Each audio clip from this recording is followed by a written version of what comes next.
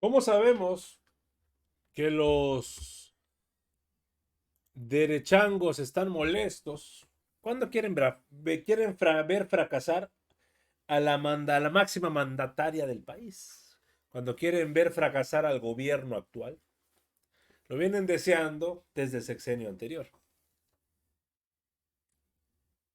Carlos Alasraqui se ha caracterizado por ser una persona pues sumamente bruta, tonta y otros adjetivos que podemos calificarle por ahí. Pero parece que no entienden. Pone, Sheinbaum fue la burla en el G20. Magnífico cartón de cartón Calderón deja al descubierto el ridículo internacional de Claudia Sheinbaum. Imagínense, estamos hablando de que siguen diciendo que hay polarización, que se está limitando la libertad de expresión y vemos este tipo de detalles. Y pone en sus redes sociales, pues esto. Calderón de hoy en la mañana, atole con el dedo, todo el mundo dormido, la figura de Andrés Manuel, la sombra de Andrés Manuel, como dice Betty, Trudeau dormido, Macron dormido, bueno. Eso fue lo que dice. Ah, pero si nos ponemos a revisar, vean las noticias. Aquí la presidenta Sheinbaum con los integrantes del segundo batallón de policía del ejército y la policía federal. Vean nada más. Eso no es todo. Una de las fotos más importantes, así es como mi presidenta se codea con los líderes del G20. Que hasta le dice... Başkanım diyor. Above everything, we are collaborating, convening. We can work for peace, we can... Okay. Mucho que platicar. Es un privilegio recibirlos en México. FIFA Zapata. Perfecto. Gracias. Es mi canciller. Ya le encargamos de una vez la reunión. I'm just being in charge of the follow-up on this unanimous decision. We'll be Los podremos. We'll work it out with Korea. ¿Y qué fue lo que pasó? Que la presidenta Sheinbaum, en su intervención, ya la vimos el día de ayer, pero el día de hoy abrieron por completo, de hecho en las redes de la presidenta Sheinbaum, todo el discurso y vamos a escucharlos. ¿Por qué? Porque de la nada sale Denise Merker, amigos. Denise Merker, que hemos escuchado cómo ha sido una de las que más le ha tirado al gobierno de manera negativa y de manera fuerte, pero también en los aciertos, también dice, oye, no solamente es estar viendo lo malo. En tan solo 2 años el gasto en armas creció Y la presidenta soltó este video hablando pues de un tema sumamente importante a nivel internacional. Calentamiento global, el tema de la venta de armas. Y ella comentó, si a nivel mundial, los que estamos presentes, manejáramos el 1% de nuestro presupuesto militar para reforestar, ¿qué pasaría? Obviamente, los opositores, los chayoteros, brincaron diciendo que era una ridiculez. ¿Cómo vas a ir ahí a pedir que siembren arbolitos? De ese tamaño, del tamaño de una nuez, es el cerebro de esos opositores y de esos chayoteros. La presidenta Sheinbaum soltó el video que vale la pena ver. ¿Qué está pasando en nuestro mundo? Que en tan solo 2 años el gasto en armas creció casi el triple que la economía mundial. ¿Cómo es que la economía de la destrucción alcanzó un gasto de más de 2.4 billones de dólares? ¿Cómo es que 700 millones de personas en el mundo aún viven por debajo de la línea de pobreza? Resulta absurdo, sin sentido, que haya más gasto en armas que para atender la pobreza o el cambio climático. Reduciríamos la migración, el hambre, si tan solo elevamos la palabra amor por encima del odio, la generosidad de la persona humilde y desposeída por encima de la avaricia y el deseo de dominación. Me niego a pensar que somos capaces de crear la inteligencia artificial e incapaces de dar la mano al que se quedó atrás. Vengo a nombre de un pueblo generoso, solidario y sabio, a hacer un llamado a las grandes naciones a construir y no a destruir, a forjar la paz, la fraternidad y la igualdad. Llámenos idealistas, pero lo prefiero a ser conformistas. Hace apenas 6 semanas tuve el gran honor de convertirme en la primera mujer presidenta de mi país. Y no llegué sola. Llegamos las campesinas, las migrantes, las obreras, las profesionistas, nuestras abuelas, nuestras hijas y nuestras nietas. Llegamos todas las mujeres mexicanas. Pertenezco a una generación que luchó contra la represión, el autoritarismo, por la justicia social y la democracia, y provengo de un grandioso pueblo que decidió fundar por la vía pacífica una nueva historia para mi patria. Desde que inició nuestro proyecto político en el año 2018, México está construyendo un nuevo rumbo, que tiene sus cimientos en nuestra memoria, la de los pueblos originarios que forjaron civilizaciones gloriosas mucho antes de la invasión española, y a la fecunda historia política de un pueblo con héroes y heroínas extraordinarios que forjaron un país libre, independiente y soberano. A nuestro pensamiento le llamamos el humanismo mexicano y a nuestro modelo la economía moral. Quedó atrás el dogma de fe neoliberal, de que el mercado resolvía todo.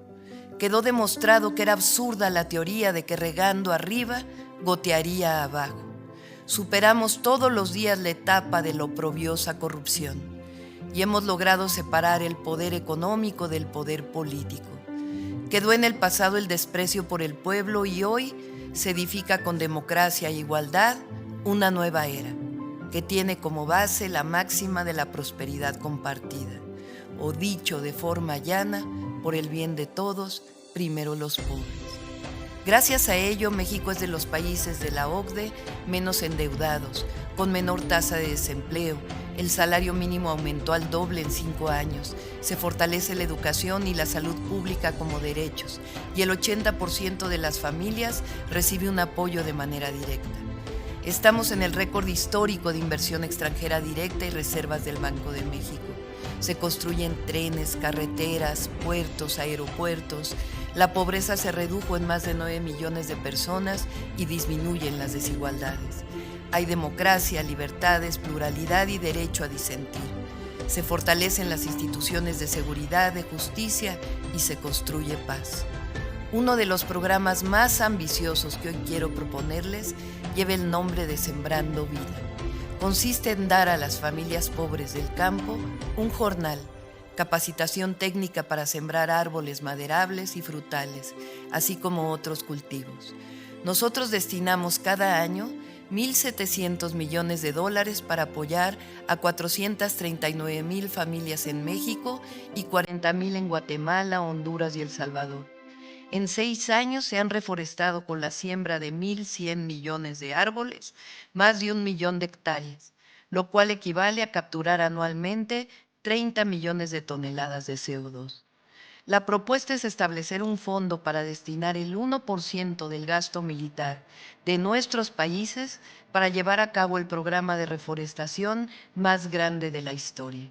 Significaría liberar unos 24,000 millones de dólares al año, 12 veces lo que ya destina México, para apoyar a 6 millones de sembradores de árboles que reforestarían 15 millones de hectáreas, algo así como 4 veces la superficie de Dinamarca, toda la superficie de Guatemala, Belice y El Salvador juntos. Con ello, ayudaríamos a mitigar el calentamiento global y restauraríamos el tejido social, ayudando a las comunidades a salir de la pobreza. La propuesta es dejar de sembrar guerras, sembremos paz y sembremos vida. Y la oposición se atreve a ladrar en decir que no fue una participación digna de un representante de México. Háganos el favor. Y Denise Merker es una de las que sale a decir, ya dejen de decir tanta sandez y tenemos que ser coherentes y objetivos. Nosotros, Denise Merker, qué gusto saludarte. Escuchaba a la presidenta de México, Claudia Sheinbaum, que además me dio mucho gusto, y lo he dicho ya públicamente, pues ver que México vuelve a tener esta representación en foros internacionales como el G20. Me parece que sí es importante la presencia de la presidenta y que avanza una agenda nacional más allá de otras lecturas y de la ausencia que tuvo la máxima figura del gobierno mexicano durante varios años en este tipo de foros. Pero bueno, parte de la propuesta que hace tiene que ver con dedicar es 1% del presupuesto militar a tareas de reforestación, de cuidado medioambiental y el asunto pues generó, vamos a decir, reacciones diversas en nuestro país. ¿Cómo te va, Denise? ¿Cómo estás, Enrique? Qué gusto saludarte a ti y a todos los que te escuchan. Fíjate que dos cosas. Dice que importa, yo creo que sí importa. Por supuesto, ha sido menospreciada este tema de la presencia en las reuniones internacionales, puesto que ahí no es donde se discute el fondo de las cosas. Sabemos que ya hay especialistas. Cuando se trata de llegar a acuerdos, han trabajado mucho. En realidad, los jefes de Estado se les invita solamente pues para firmar cosas o en fin. Pero lo cierto, y cuando decías que importaba, Enrique, me parece que efectivamente lo es, porque todos sabemos la importancia que tienen las relaciones personales y lo que eso puede significar en una relación bilateral, que las personas generen confianza, que las personas tengan encuentros que van más allá de la política. Yo tengo recuerdos de haber hablado con políticos que lo que más recuerdan de esas reuniones son pequeñas anécdotas de lo que se dijo en un elevador, de las risas que provocó tal cosa, cosas que van generando y desarrollando empatía entre quienes después toman decisiones fundamentales. Entonces, claro que es importante que haya regresado, qué bueno que estuvo ahí. Dicho eso, a lo que tú me preguntabas, efectivamente leí en varias columnas, pues un poco de los arbolitos, y pues ya cuando vi que le pones al tema arbolitos, detrás sabes que hay una sorna, una crítica, una ironía, y me parece que es un error. Esta propuesta, independientemente de, digamos, de los críticos de la Cuarta Transformación, de si es un programa de Andrés Manuel López Obrador y demás, la idea de que a los seres humanos se les pague y se dediquen a una reforestación global y general, y olvídate ya del resto del mundo. Imagínate un grupo o grupos importantes, comunidades enteras en México dedicadas a la reforestación y al cuidado de los bosques. Es un tema importantísimo, importa en todos los sentidos, en el rescate ecológico, en el rescate de temperaturas, de una humedad, de muchísimas cosas, y sobre todo en un mundo en el cual la irrupción de la inteligencia artificial y de muchos automatismos empiezan a volver cada vez más difícil el que todos estemos empleados en trabajos como se definían antes, digamos, productivos y demás. Muchísimos especialistas plantean este tipo de actividades pagadas por los estados, como la reforestación, insisto, de comunidades enteras que se dediquen a eso, o en el tema, por ejemplo, de cuidado a adultos mayores, de personas pagadas por el Estado para cumplir con ciertas cosas, pues me parece algo fundamental. Entonces, el tema de los arbolitos me parece que es una forma burlona de despreciar un tema que me parece de lo más importante. ¿Crees que además, obviamente hay una vocación, o más bien dicho, una formación en este tipo de temáticas medioambientales, en el caso de la presidenta Sheinbaum, pero coincide con una agenda muy latinoamericana? Es decir, escuchaba a Lula decir pues, la importancia de adelantar los compromisos de reducción de dióxido de carbono entre las principales economías del mundo. Veía a Biden, el primer presidente en la historia de Estados Unidos, en visitar la Amazonía. Es una agenda muy latinoamericana y en el trabajo ya multilateral para avanzar justamente en el combate al cambio climático, pues el liderazgo latinoamericano resulta fundamental para desatorar muchísimas cosas. ¿Prevés que se recupere parte de lo que se abandonó en el sexenio anterior en esta materia y en los foros internacionales? Pues mira, hablemos de lo que importa y es, ojalá en el país se recuperara parte de esa agenda, simplemente porque es una agenda que importa para el futuro. Pero la realidad es que las prioridades de un gobierno se reflejan en los presupuestos.